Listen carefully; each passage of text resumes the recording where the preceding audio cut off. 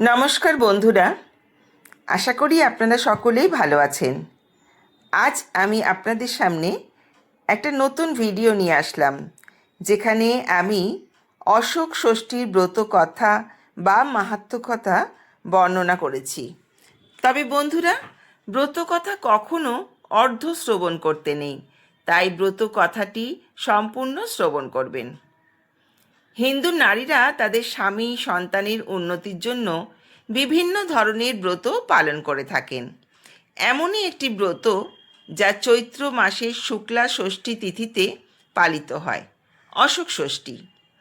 পৌরাণিক বিশ্বাস অনুযায়ী এই ব্রত পালনে সন্তানের অকাল মৃত্যু ভয় দূর হয়, সন্তানের কল্যাণ এবং পরিবারের সুখ শান্তি অশোক মুক্ত জীবন কামনায় মায়েরা এই ব্রত পালন করে থাকেন। আশা করি আপনারাও এই ব্রত পালন করছেন।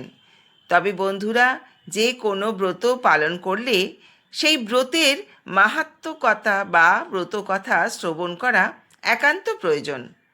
কারণ বলা হয় যে আপনি যদি কোনো কারণে ব্রত উপবাস করতে না পারেন, তবে ব্রত কথা শ্রবণেও ব্রত উপবাসের অনেকাংশ পূর্ণ ফল এই ব্রত কথা শ্রবণ করে লাভ করা যায়। তাহলে দেরি না করে শুরু করছি অশোক ষষ্ঠীর ব্রত কথা। ব্রত কথাটি সম্পূর্ণ মনোযোগ সহকারে শ্রবণ করুন। এক ঋষির আশ্রমে প্রচুর অশোক গাছ ছিল। একদিন তিনি একটি অশোক গাছের তলায় একটি সুন্দরী মেয়েকে ক্রন্দনরত অবস্থায় দেখতে পেলেন। তিনি দয়াপরবশ হয়ে মেয়েটিকে আশ্রমে স্থান দিলেন। অশোক গাছের তলায় পেয়েছিলেন বলে তিনি মেয়েটির নাম রাখলেন অশোকা। ক্রমে মেয়েটি অপরূপ রূপবতী হয়ে যৌবনে উপনীত হল। মেয়েটিকে একা আশ্রমে রেখে যাওয়া নিরাপদ নয়, এই কথা ভেবে তিনি পাত্রের সন্ধান করতে লাগলেন। কিন্তু অনেক খোঁজাখুঁজি করেও উপযুক্ত পাত্রের সন্ধান পেলেন না। এই সময় এক রাজা মৃগয়া করতে অশোক বনে উপস্থিত হলেন। তৃষ্ণার্ত হয়ে রাজা জলের খোঁজে ওই আশ্রমে এসে মেয়েটিকে দেখতে পান। অশোকাকে দেখে তিনি মুগ্ধ হয়ে যান। অশোকা তাকে জানান যে ঋষি ধ্যান করতে গিয়েছেন, সন্ধ্যার পর ফিরে আসবেন।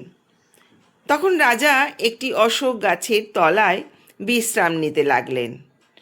সন্ধ্যার পর বেদ পাঠ করতে করতে ঋষি যখন আশ্রমে ফিরছিলেন, তখন রাজা ঋষিকে প্রণাম করে হাত জোড় করে বললেন, আপনি দয়া করে আপনার কন্যাটিকে দান করলে আমি তাকে বিয়ে করে রানীর মর্যাদা দিয়ে নিয়ে যেতে পারি। ঋষি মনে মনে খুব খুশি হয়ে অশোকাকে রাজার হাতে সমর্পণ করলেন।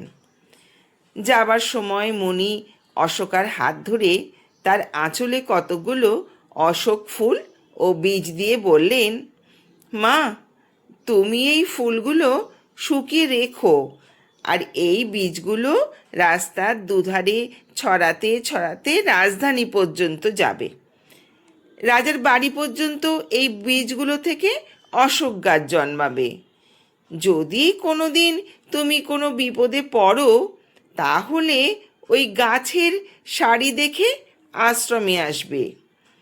আর কখনো অশোক ষষ্ঠীর দিনে অন্ন গ্রহণ করবে না। তুমি ষষ্ঠীকে পুজো দিয়ে 6টা অশোক কুঁড়ি, 6টা মুগ কলাই, দই একসঙ্গে মুখে দিয়ে জল খাবে, গিলে খাবে, দাঁতে যেন না লাগে।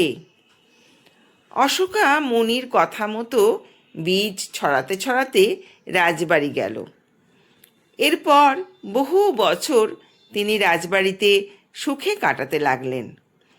কালক্রমে অশোকার 6 ছেলে ও 1 মেয়ে হলো।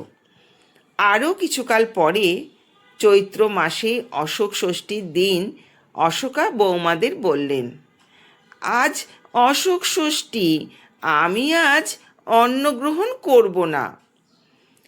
এই কথা শুনে বৌমারা মুগ কলাই সেদ্ধ করে অশোকাকে খেতে দিলেন। নিয়ম মেনে ষষ্ঠী পুজো করে মুগ কলাই খেয়ে অশোকা শুয়ে পড়লেন। সকালে ঘুম থেকে উঠে তিনি দেখেন যে সবাই মরে পড়ে আছে। কিচ্ছু বুঝতে না পেরে তিনি কাঁদতে কাঁদতে অশোক গাছ বরাবর রাস্তা চিনে আশ্রমে এসে মুনিকে সব কথা খুলে বললেন। মুনি সমস্ত বিষয়টা বুঝতে পেরে অশোকাকে বললেন, মা, তুমি যে মুগ কলাই সেদ্ধ খেয়েছ তার মধ্যে একটা ধান ছিল, সেই ধান সেদ্ধ হয়ে ভাত হয়েছে, তা খেয়েই এই বিপত্তি। ঠিক আছে, আমি তোমাকে মন্ত্রপ্রুত জল দিচ্ছি, তুমি বাড়ি গিয়ে সেই জল ছিটিয়ে দিলে সবাই আবার বেঁচে উঠবে। অশোকা বাড়ি ফিরে এসে সেই মন্ত্রপ্রুত জল ছিটিয়ে দিতে সবাই উঠে বসে সমস্ত বৃত্তান্ত শুনে আশ্চর্য হয়ে গেলেন। ধীরে ধীরে সমস্ত রাজ্যে এই কাহিনী ছড়িয়ে পড়ল। ষষ্ঠীর মহিমা শুনে সবাই অশোক ষষ্ঠী পালন করতে শুরু করল। রাজাও সমগ্র রাজ্যে এই ব্রত পালন করতে আদেশ দিলেন। রাজ্য জুড়ে অশোক ষষ্ঠী পূজার প্রচার হলো। বন্ধুরা, এই ছিল অশোক ষষ্ঠীর ব্রত কথা বা মাহাত্ম্য কথা। আশা করি ভিডিওটি আপনাদের ভালো লেগেছে। যদি ভালো লেগে থাকে তাহলে কমেন্ট করে জানাবেন। আসছি পরবর্তী আর একটা নতুন ভিডিও নিয়ে। আপনারা ভালো থাকুন, সুস্থ থাকুন। ধন্যবাদ।